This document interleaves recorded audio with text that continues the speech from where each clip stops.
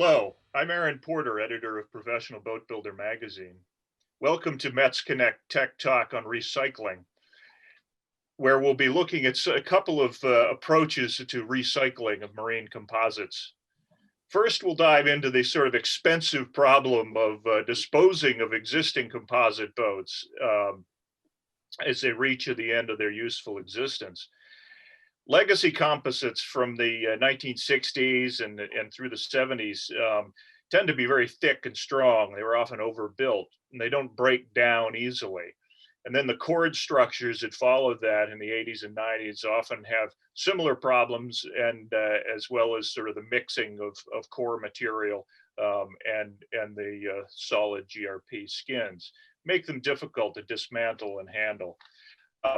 Laura and Antonello, you guys have developed a thermochemical process that recovers some of that glass fiber and to some degree the resin for reuse. Tell us about developing the process and then some of the practical limitations of it as it may apply to the marine sector. Yeah, thank you. I would just like to make a little introduction. My name is Laura Saviano from Korek company, and I'm sole managing director of the Korek. Also with us is Antonello Dimiccoli, technical coordinator of the project. About your question, we have developed a particular thermochemical depolymerization process for fiberglass reinforced plastic recycling. This process is able to recover both the fibers and the organic part of fiberglass waste. Fiberglass, as you know, is a composite with thermosetting polymer that cannot be melted and reshaped like for thermoplastics. So the excellent chemical physical properties of fiberglass are the strongest impediment for its recycling. In fact, to date, you consider more than 90% of waste in fiberglass is disposed of in landfill and in incinerators. Recovery treatments explored in the last 10 years at international level had little luck due to technological, economic, and environmental constraints. Well, in this scenario, what can the Korek process do?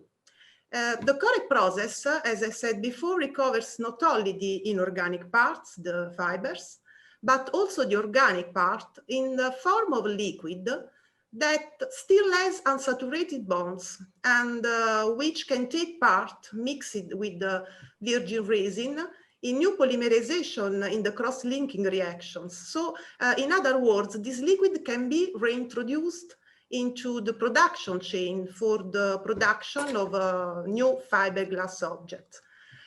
This is the great innovation in fiberglass recycling because the processes explored until now are not able to recover the organic part with these requirements of reusability. Well, now I could try to share some slides. There, it's coming. Good. Can you see? Yes.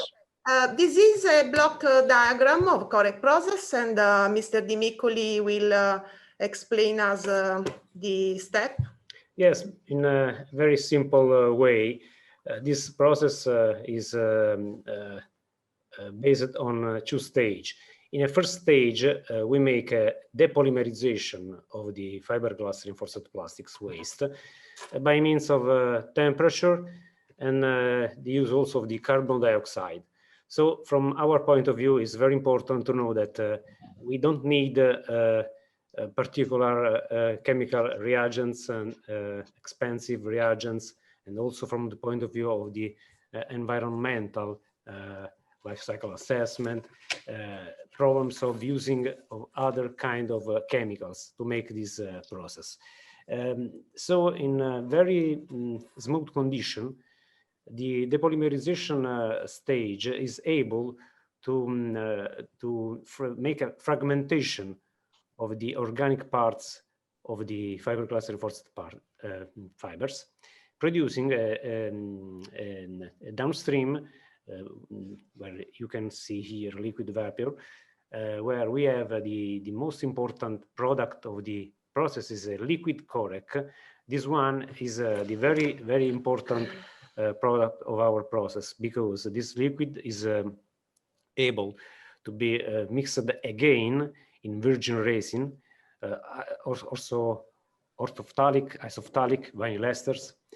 And with this liquid, we can make new fiberglass reinforced plastics products. But coming back to the first stage, during the depolymerization, we have seen that we produce mainly this liquid Korek liquid, because this process is oriented to maximize the yield in terms of liquid, because this liquid is the very core value of the process. But obviously, we can have also some other products that we cannot use in a maximum volume as the liquid Korek. And so we have the uncondensable gas, but we can use this uncondensable gas also for energy recovery. And at the end, we have a little amount of residue that we need to send to a post-combustor. The second stage of the Korek process is a calcination process that is used to make also a cleaning of the second part component of the fiberglass reinforced plastics, the fibers. Because we can have, after this first stage of depolymerization, the fibers with a very little, a thin layer of carbon coke deposited on the surface of the fibers. So with this stage of calcination, we can remove this thin layer of coke from the surface of the fibers, and then clean and recover also the glass fibers. Obviously, we can have also the other component that very often we can see in the fiberglass reinforced plastics, and they are the inorganic fillers.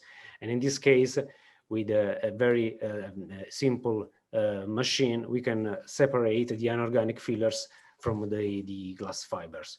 So this, in very briefly, is the main core of the process. We can see also the products. In the next slide, I show you liquid recovered from Korek process. This is a picture of the liquid Korek. This liquid has an excellent miscibility with virgin resin, and it is reactive with virgin resin, orthophthalic, isophthalic, and vinyl ester resin. And the blend, virgin recycled, is more fluid. It has a lower viscosity than virgin resin, with better wettability of fibers. In next slide, I can show you also the glass fiber recovered from Korek process. In this picture, you can see the dirty fiber, fiber with a layer of coke, as Antonello said before. And in this picture on the right, you can see the clean fiber after the calcination step. About applications of these fibers, the European Fiber Use Project is exploring three possible applications. In thermoplastics compounds, in production of new fiberglass sheets, and in organic matrices, asphalt, ceramics, for example. We have an experimental pilot plant, and we have tested different types of fiberglass with orthophthalic, isophthalic, and vinyl ester resin. The scraps we tested come from various production sectors. Here are some examples: automotive, wind sector, nautical, with vinyl ester resin, transport, camper, construction, and so on. And we have tested, you can see here, we have tested also different, also sandwich panels containing core materials in different polymers, and in any case also in wood. We also produced the recycled fiberglass object using the Korek liquid in 10 or 20% mixed in virgin resin. Here are some examples. And in the production stage, there was no problem in workability, no need to change the processing methods, no defects in the recycled fiberglass objects, and mechanical tests did not show degradation of mechanical properties in terms of hardness or tensile and bending resistance. Well, now, okay. After the development of the process on a pilot scale, Korek is ready to scale up the technology. So our next step is a construction of an industrial prototype, the first industrial prototype. The work is already in progress, and the plant will be started in Italy next February. In medium term, will be built larger plants also for waste produced by third parties. And for this goal, we cooperate with the general contractor, and we are able to provide turnkey industrial plants. Plants can be built with flexible capacities, ranging from a minimum of 500 tons per year for in-house plants for internal scraps recycling, up to 10 or 20,000 tons per year, depending on the specific request and needs of the customer. Well, now, before finishing, I would just like to say, if possible, a word about economic aspects. We have to consider that the glass fiber don't have a high commercial value. So a thermal process with high energy costs that can recover only the glass fibers are not profitable. I mean, it does not make sense. The Korek process, on the other hand, can also, as I said, recover the organic part that is the most valuable part of the waste. And for this reason, the process allows to obtain revenues higher than the energy cost. So the Korek process is sustainable and profitable, especially as plant capacity increases. I mean for larger plant sizes. And the payback times are not so long.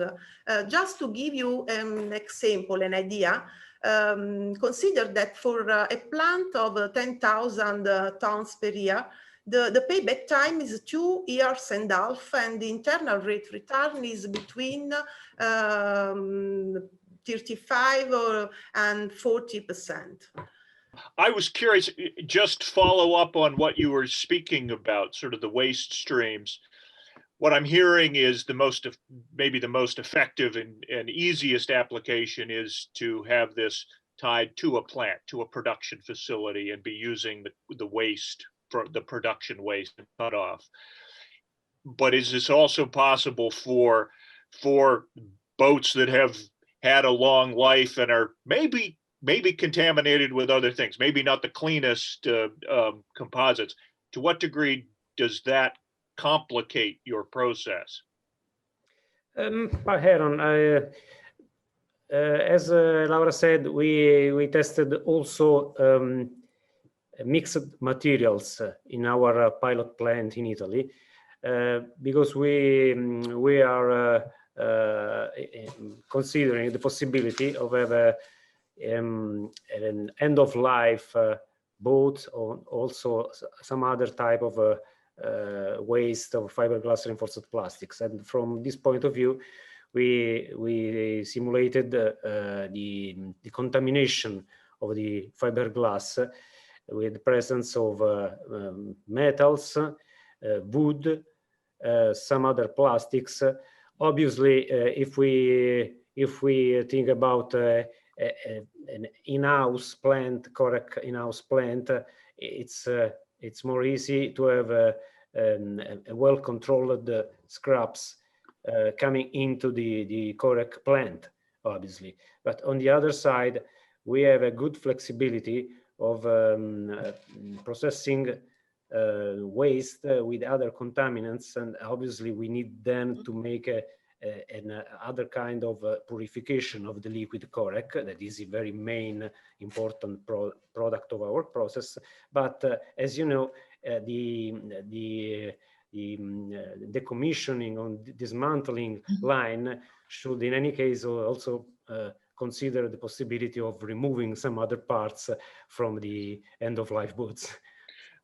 Good, but it's possible, and you're planning for that. That was mostly what I wanted. Thank you. If you're rolling in the polyester resins and vinyl ester, can they go in together, or will those be separate processes?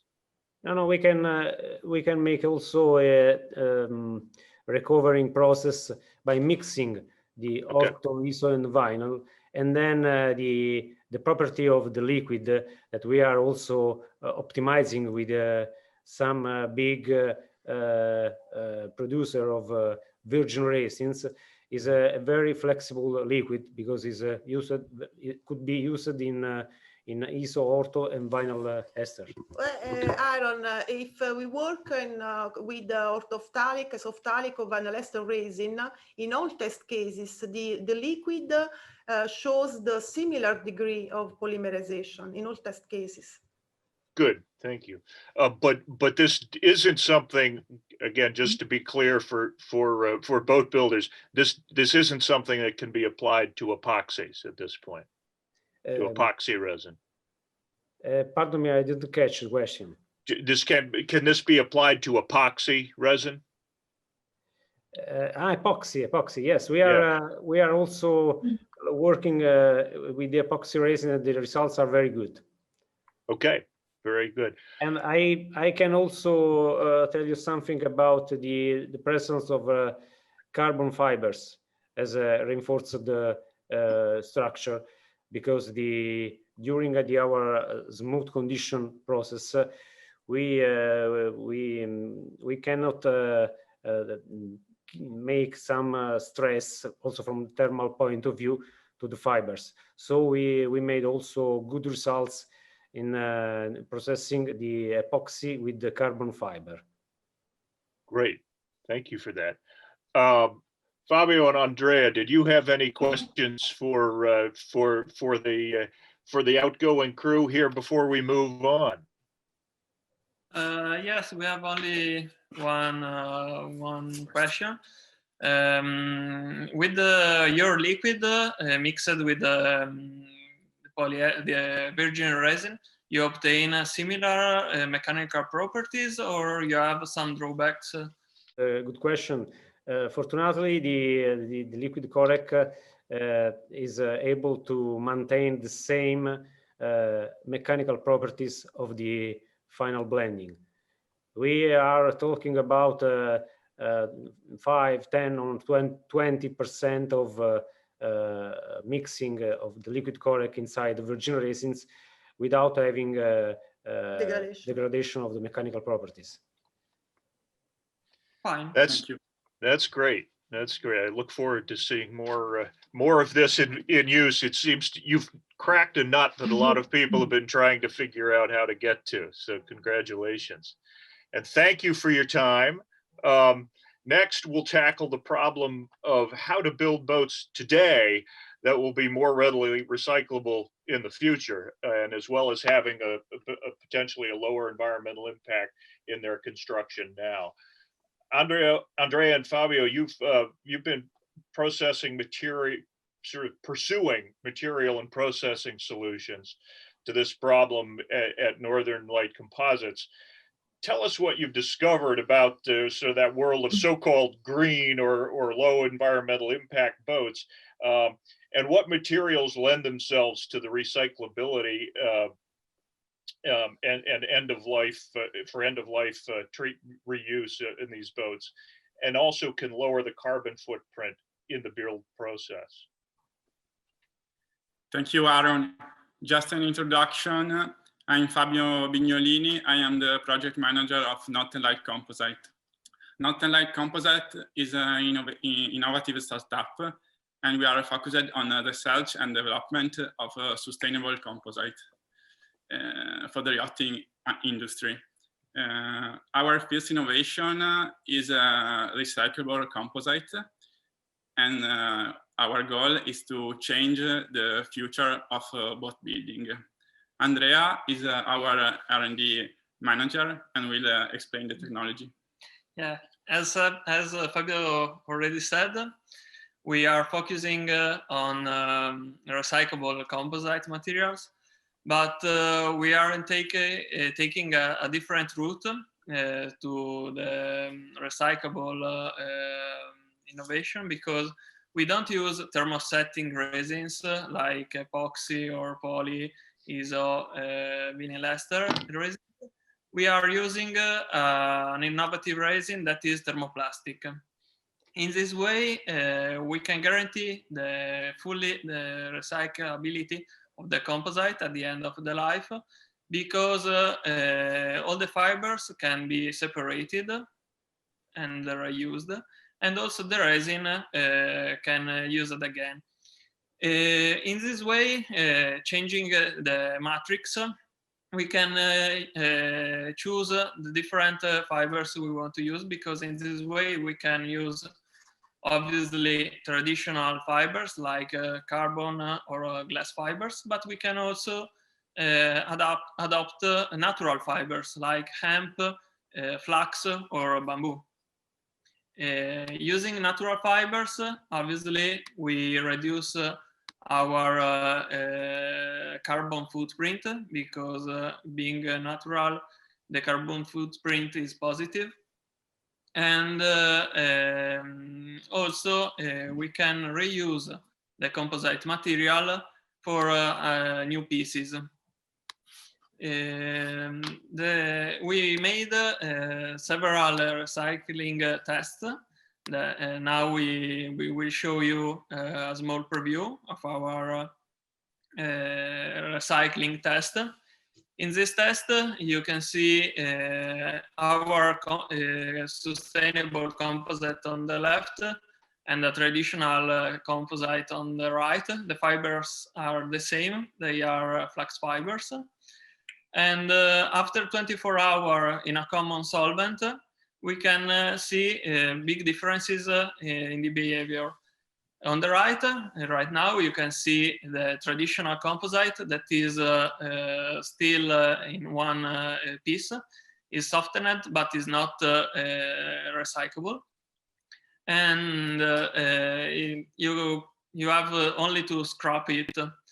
On the left, we have our composite is completely recyclable, because you can separate the fibers and obtain a semi-raw fabric. Also, the solvent can be reused, and you can recycle the resin, separating the solvent from it.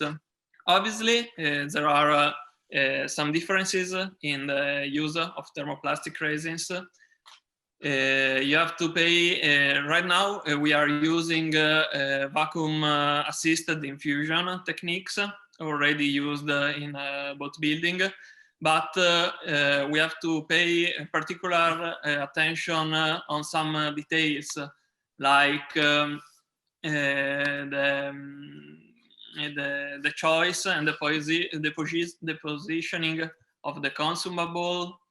You have to pay attention also to the vacuum pressure, and with the natural fibers, you have to pay attention also to the storage of the fibers themselves, because they tend to absorb moisture and ruin the infusion process.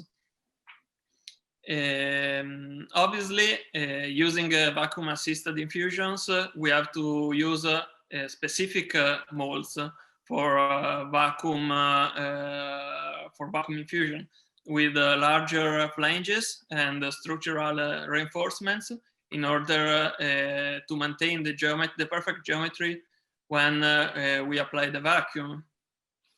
In this picture, you can see that we are using flax fibers on the left and right picture. And we chose flax because among the natural fiber, they perform best. And so we can obtain a composite material that is equivalent to fiberglass. There are some differences in the performance, obviously, because flax fiber compared to glass fiber is slightly weaker, but they are also lighter, so you can obtain a composite material with little weaker performance, but that are also lighter. In this way, you can add some layers and obtain the same performances as glass fiber composites.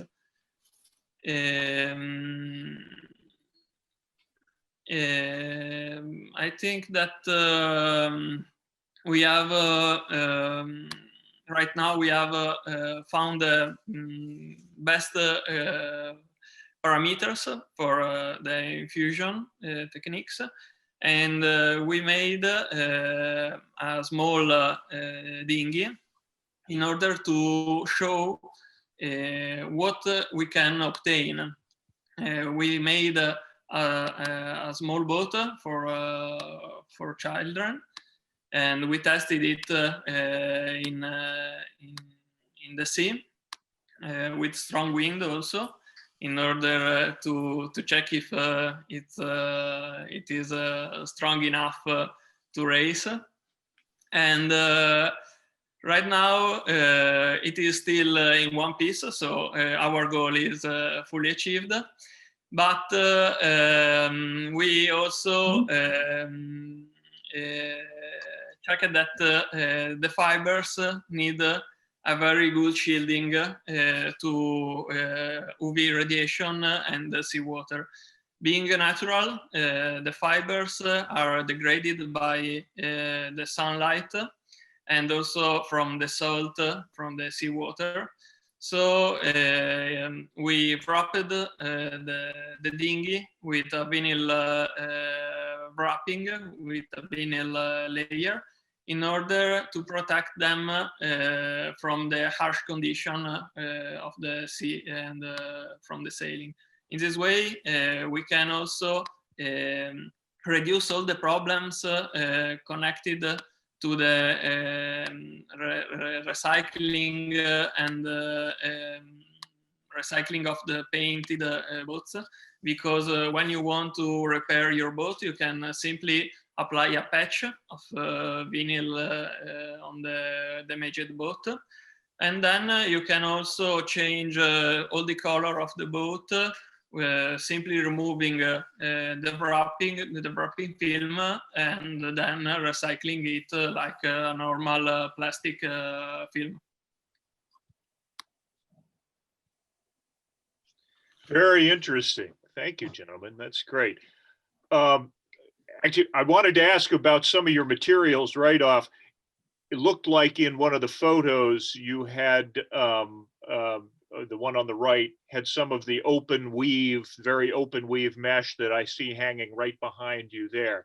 Is that is that primarily for the infusion process and not so structural, or what's the role? It's for both for infusion and both for structural duties, because it works like an infusion medium, and also locally it thickens the composite, and so adds some stiffness to the panel. But it doesn't, it will go, is it the last thing in the panel? So it's not sandwiched between? No, it's the last layer. Got It's it. the most external. Great. What are, yeah, it's impressive to me that you're getting equivalencies in terms of material and mechanical properties. What are the likely sort of failure modes of this? How you've done some testing, obviously, and have the dinghy out there working over time. But what's different in terms of the expectations for this stuff in failure modes and wear modes over time? Yes. So right now we are conducting a test campaign with a university in Trieste, in order to fully characterize the degradation of the composite, especially with the natural fibers. So we are conducting accelerated wear tests. But from previous experiences, we are pretty sure that in 5 years, the boat doesn't show big damages. The composite doesn't show big damages, and are still fully usable. About the fracture mechanic, we have to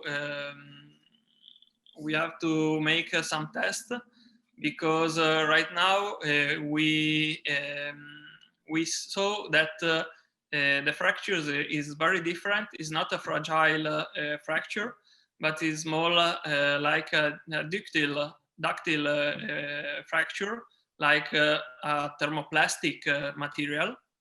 So you don't have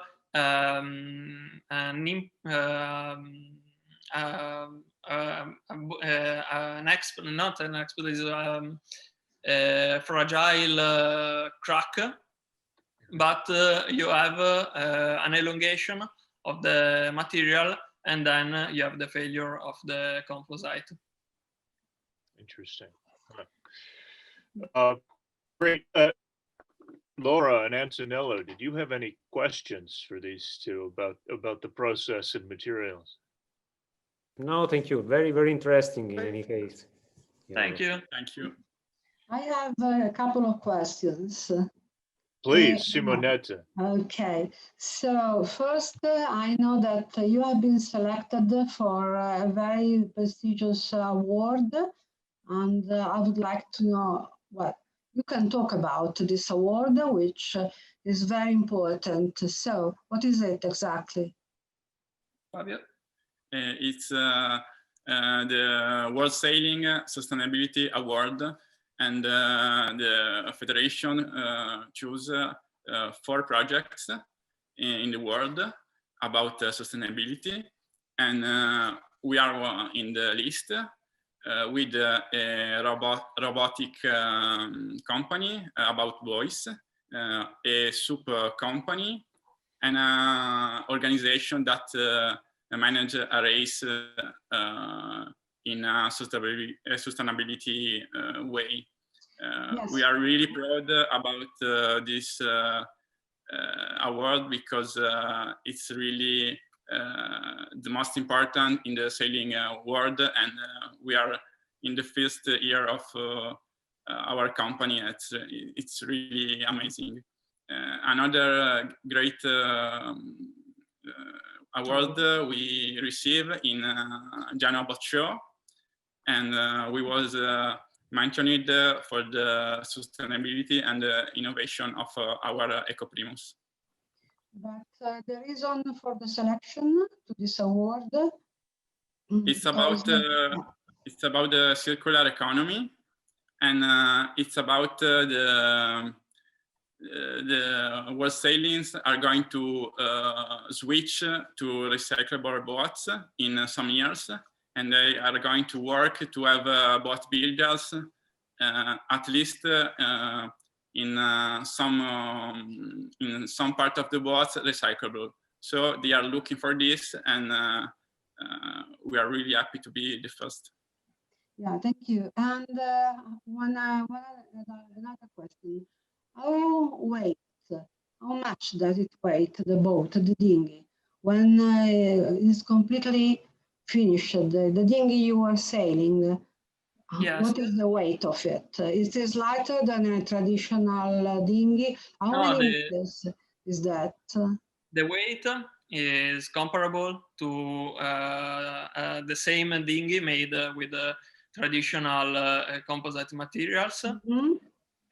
So we are talking about 35, 37 kilos. Mm-hmm. We weighted the traditionally made one, and his weight was 36 kilos. Mm-hmm. Our dinghy was 37 kilos. So Mm-hmm. we can still optimize some details and obtain the same weight, and perhaps also better performances. I see. Sorry, and the last question. You mentioned that the fracture was kind of, you had the problem of elongation for the fracture and the test. And of course, the elongation means that it has something to do with polymerization of the composite. And how long does it take to polymerize? Okay, so under which temperature? And it is, I think that, well, I don't know how much is the fault of the reinforcement or of the resin. Well, I know that it is a lot of questions, but Speaking about the fracture, Mm-hmm. that is a different topic from the polymerization. About fracture, we have a ductile fracture. That means that the fibers, being stiffer, break very easily, but the resin doesn't break as easily, and so it tends to elongate and to avoid the fracture. You have an elongation without fibers continuity on the matrix, obviously, and then you have the rupture of the composite. About the polymerization of the thermoplastic resin, the polymerization happens at room temperature at about 25 degrees.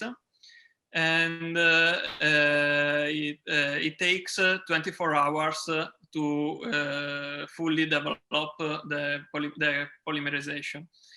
It is recommended also to make a post-curing process at low temperature, at 60 degrees for 24 hours still, but is not mandatory. You can make the post-curing process after assembling all the boat with one-piece boat, in order also to avoid the deformations of the structures.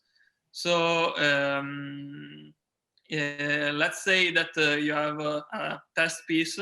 In 48 hours, you have a complete and fully functional piece with post-curing also.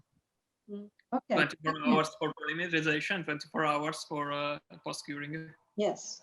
Okay, thank you. Super. I could pepper you with questions all day here, but we've run out of time. So thank you, Andrea and Fabio. Thank you, Laura and Antonello. Thank you, Simonetta. Thank you.